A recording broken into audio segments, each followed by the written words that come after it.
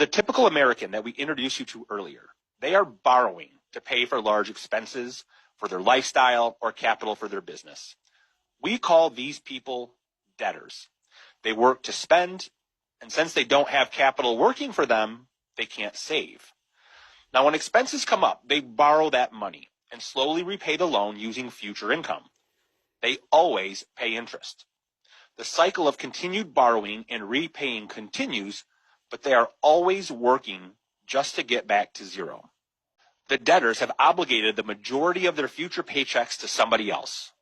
They have become someone else's asset. The next way that we can do things, or maybe this is the traditional way that our parents and grandparents handle large expenses, is that they saved up for their money.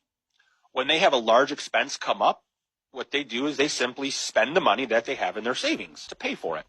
Or, to quote, they drain their tank.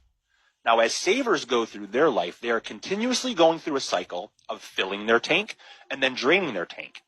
Every time they have a big expense, their tank is drained and they return back to zero. In this comparison, they are no better off than the debtor. They still wind up at zero. Each time they drain their tank, they kill their power of compounding and they have to start over. But not only do they kill their power of compounding, what they're actually doing is they're transferring their wealth to somebody else.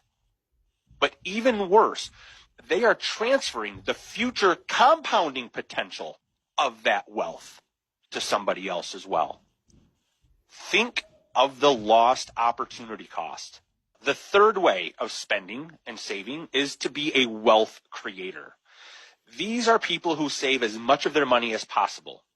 And then, when they need to make a large purchase, they access capital by collateralizing their wealth. The key is to borrow against an appreciating asset, thus never interrupting compound interest. This secret, this key, is what the wealthiest families have done in America for generations. Using this strategy, you are never interrupting the compound interest on your savings.